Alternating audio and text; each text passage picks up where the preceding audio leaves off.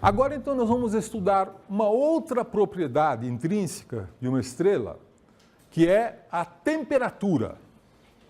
E vamos ver como é que se chegou ao conceito de como medir a temperatura de uma estrela. Os astrônomos não falam normalmente que a temperatura de uma estrela X é tal, ou a temperatura de uma estrela Y. Nós falamos em classe espectral. Né? Porque foi dessa maneira que a história da astronomia aconteceu. Foram definidas classes espectrais. Né? Quando começou-se a estudar espectros de uma estrela, e a primeira estrela que mostrou espectros com raias de absorção foi o Sol, né?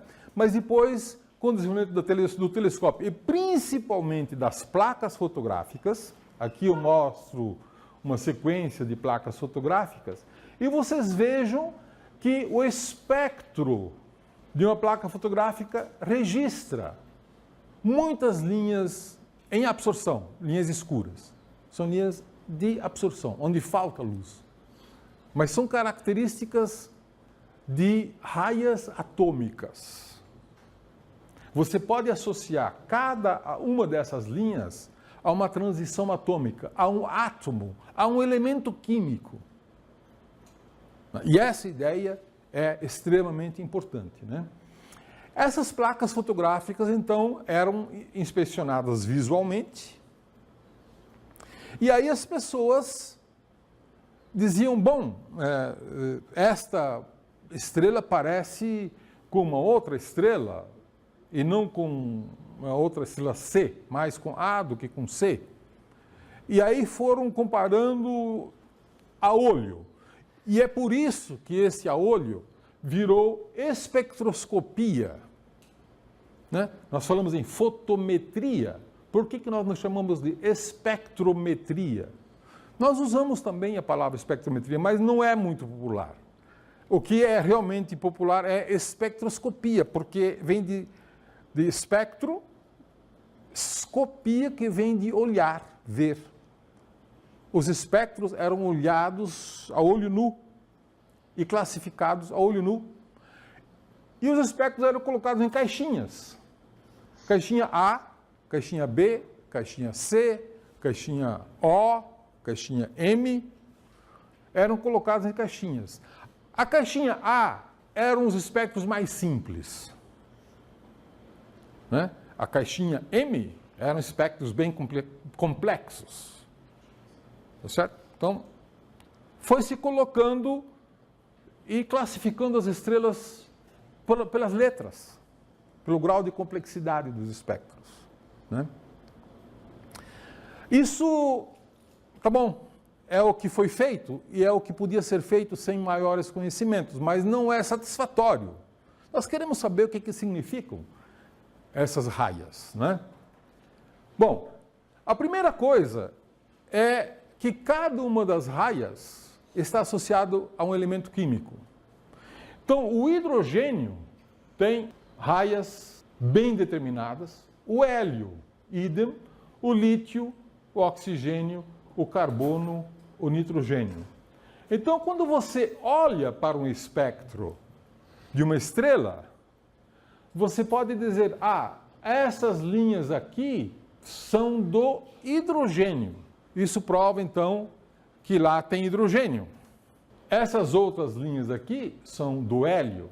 Essas linhas são do carbono, ferro, cálcio, magnésio e óxido de titânio, que é uma molécula. Aparecem moléculas, características espectrais com bandas de absorção, não raias, e sim bandas mais largas, de moléculas. Né? Bom, o que dizer destas raias espectrais? Essas raias espectrais tinham elementos químicos com um grau de ionização muito diferente. Poderia-se, então, associar o grau de ionização com a temperatura necessária para produzir Isso dava uma ideia de que temperaturas estavam envolvidas. Mas tem uma outra maneira de definir a temperatura de um espectro. Você se lembra quando nós estudamos as leis da radiação? Nós estudamos uma das leis que chamava-se Lei de Wien. E a Lei de Wien, só para recordar, diz que o comprimento de onda, onde um espectro é máximo, onde a intensidade é máxima de um corpo, é inversamente proporcional à temperatura do corpo.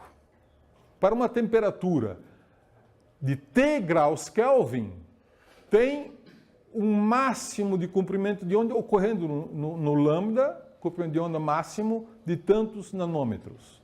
Essa constante aqui. Se você agora inverter a equação, você pode dizer, se eu sei em que comprimento de onda ocorre o máximo de um espectro, eu posso calcular a temperatura através da lei de Wien. É trivial. Basta eu levantar o espectro e ver onde que é o máximo de intensidade e eu sei qual é a temperatura. A lei de Wien me fornece isso diretamente através de uma fórmula muito simples.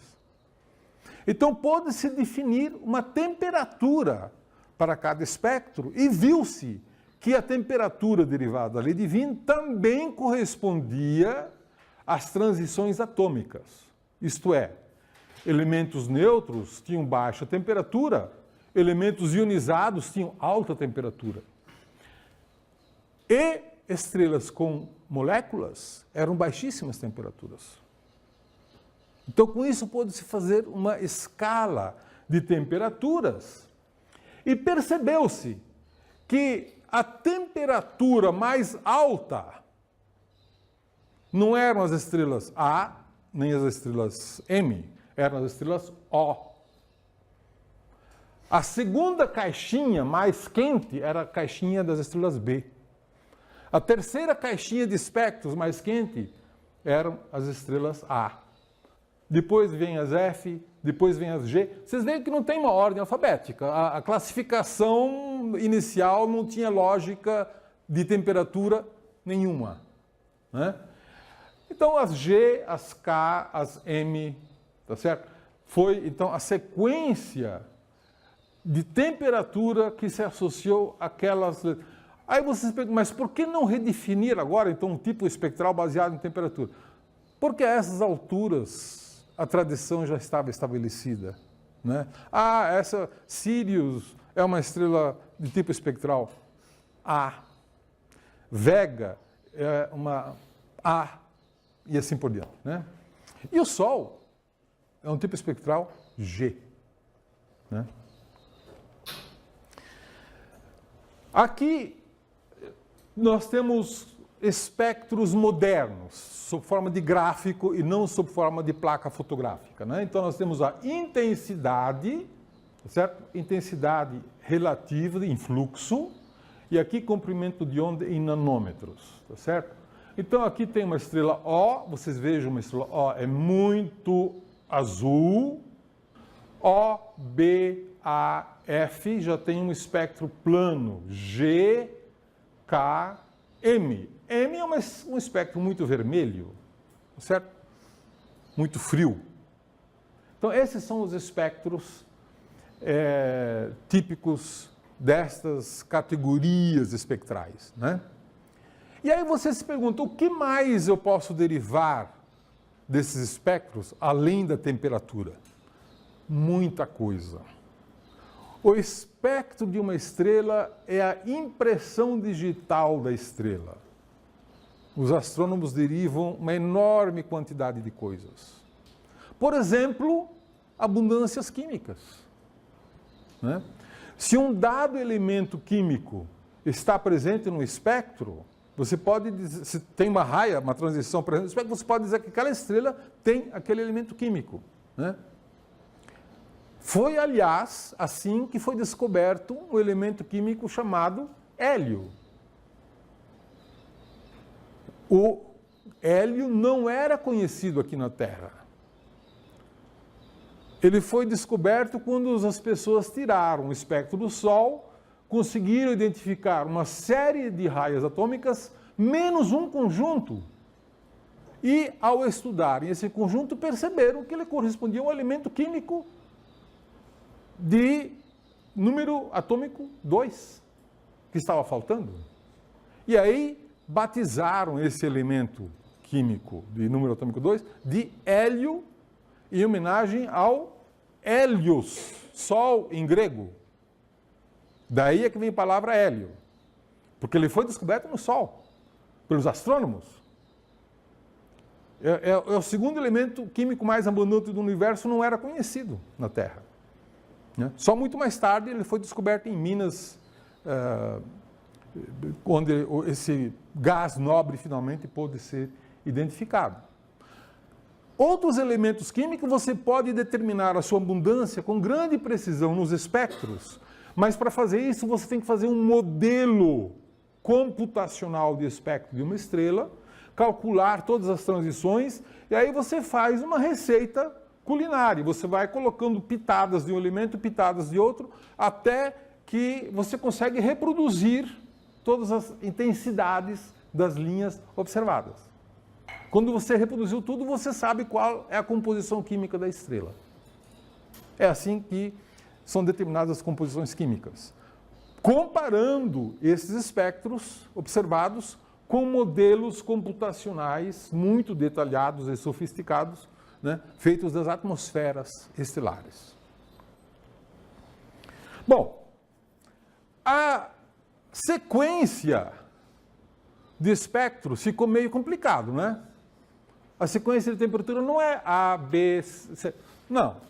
É uma sequência difícil de lembrar. Na verdade, é muito fácil de lembrar. Eu vou botar um truque para vocês, tá?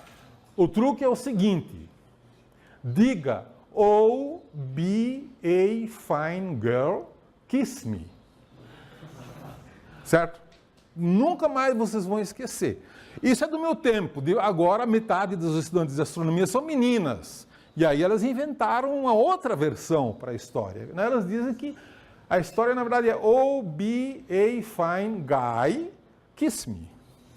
Certo? Com esse truque, você nunca mais vai esquecer qual é a sequência de temperaturas dos espectros das estrelas. Tá certo? E estão aqui, das mais quentes até as mais frias. O, B, A, F, G, K e M.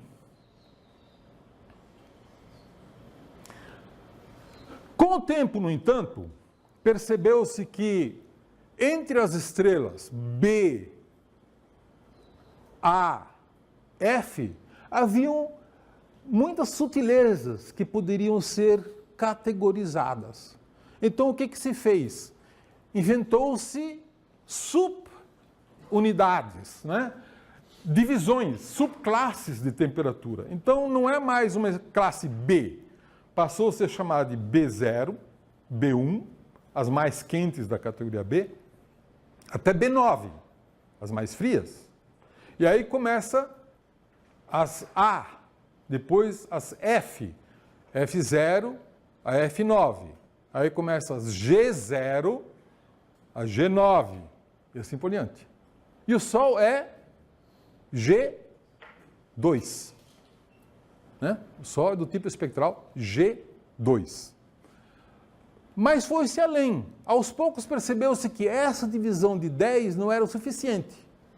Que às vezes você precisa definir uma F3.5 ou um M4.5, porque está entre o M4 e o M5. Então se usa décimos para definir essas pequenas diferenças. Então, vocês vão ver com muita frequência que o Sol é uma estrela G2, mas que Vega é uma estrela A0. Tá certo? Bom, nós já vimos na aula anterior que as estrelas podem ser associadas com o índice de cor. E vimos também que a cor está associada com a temperatura. Quanto mais azul o espectro, mais quente. Quanto mais vermelho o espectro, pela lei divina, mais frio. Então nós poderíamos associar uma estrela, por exemplo, Antares, que tem 3.400 graus e tem um espectro muito vermelho. Se você medir o índice cor B menos V, você vai ver que vai ser um índice de cor muito vermelho. Mas se você fizer a mesma coisa com Spica, que tem 23.000 graus e que tem um espectro muito azul, você vai ver que ele tem um índice de cor muito azul. Então você pode fazer uma calibração entre a temperatura e o índice de cor. E isso pode ser muito útil. E essa é a calibração que eu mostro aqui, né? O índice de cor B menos V, menos 0,2 até 2 aproximadamente, né?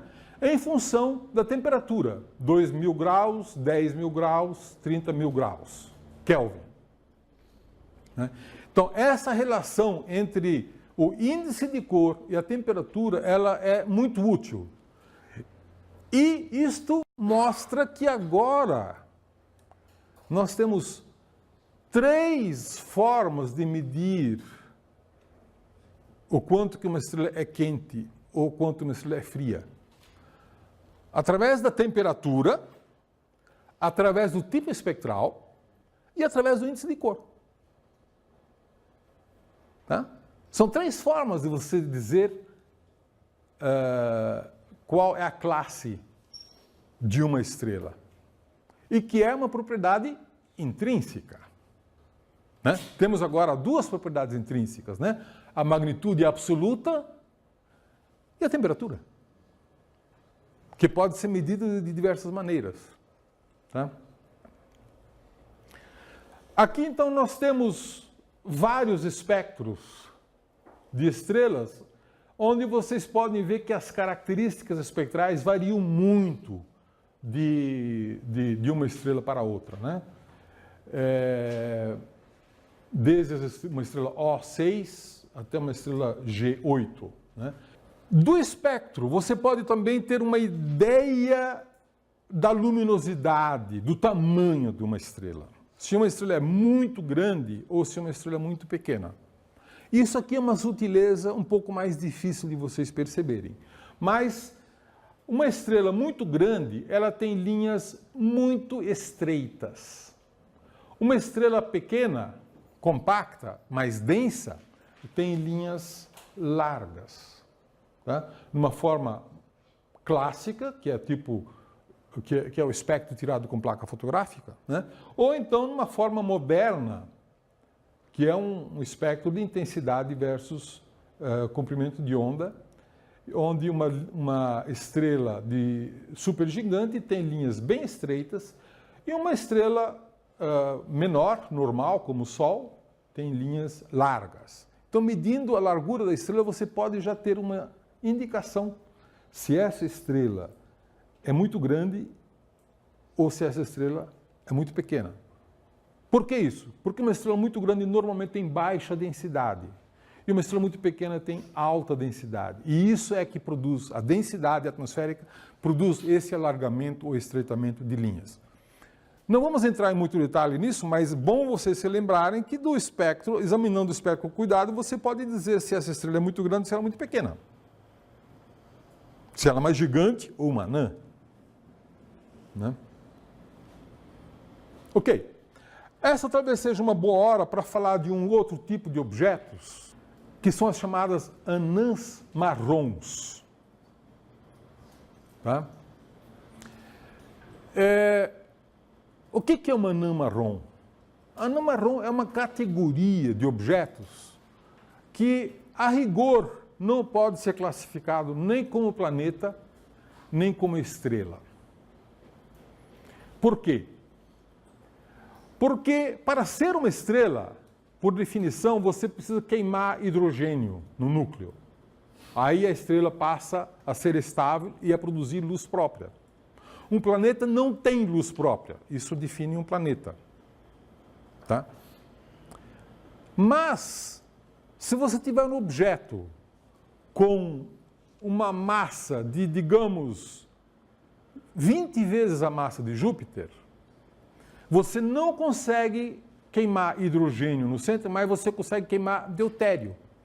Portanto, essa estrela começa a produzir energia. Esse objeto começa a produzir energia. Não é uma estrela, porque não está queimando hidrogênio. Nós pensamos estrelas como sendo objetos que queimam hidrogênio. Então, uma estrela de 20 vezes a massa de Júpiter produz energia própria, mas não é mais planeta, portanto, nem uma estrela. Hidrogênio só começa a queimar quando você tiver massas, objetos com massa entre 75 a 80 vezes a massa de Júpiter. Né? O que então são esses objetos que queimam deutério, se elas não são mais planetas, que produzem energia, mas também não são estrelas, porque não queimam hidrogênio? Convencionou-se chamar a essa faixa de massas de anãs marrons.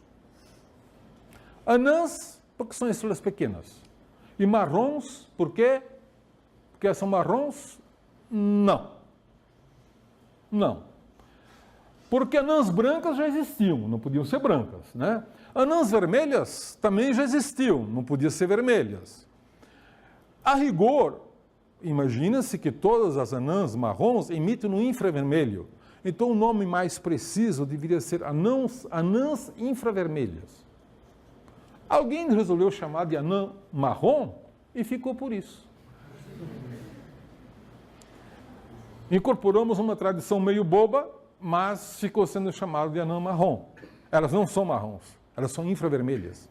Elas só emitem luz no infravermelho. De tão frias que elas são, só no infravermelho. Não existe emissão e, portanto, não pode ser marrons. Né?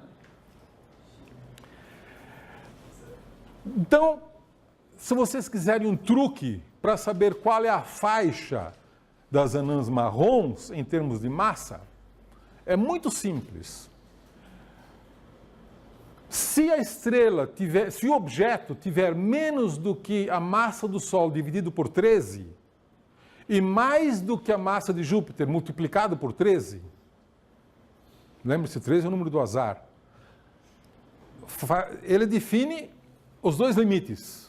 A massa do Sol dividido por 13 e a massa de Júpiter multiplicado por 13. Essas são as faixas das anãs marrons.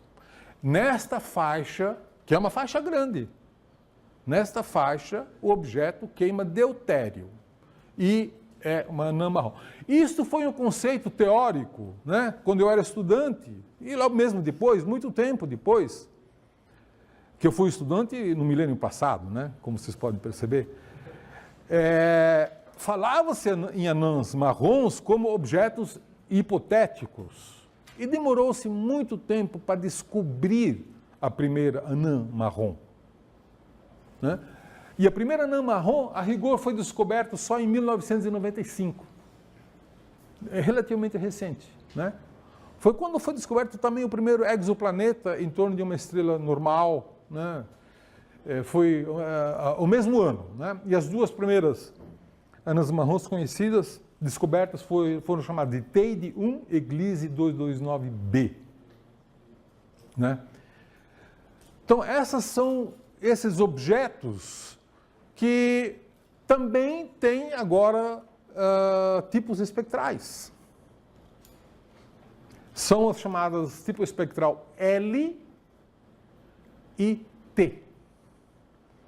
Com o número de objetos que conhecemos e com o grau de conhecimento que eles são estudados, a classe L já está bastante bem definida. Né? Já sabemos que tipo de faixas de temperatura, de luminosidade elas têm. Mas a classe T ainda é muito pouco conhecida porque elas são muito frias.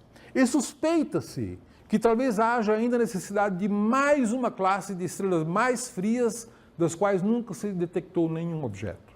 Né? Então agora nós temos duas letras a mais no espectro, né? Nós temos agora O, B, A, F, G, K, L e T, tá certo? E você pode decorar facilmente se você disser Oh, be a fine girl, kiss my lips tenderly. Certo? Fácil de guardar, né?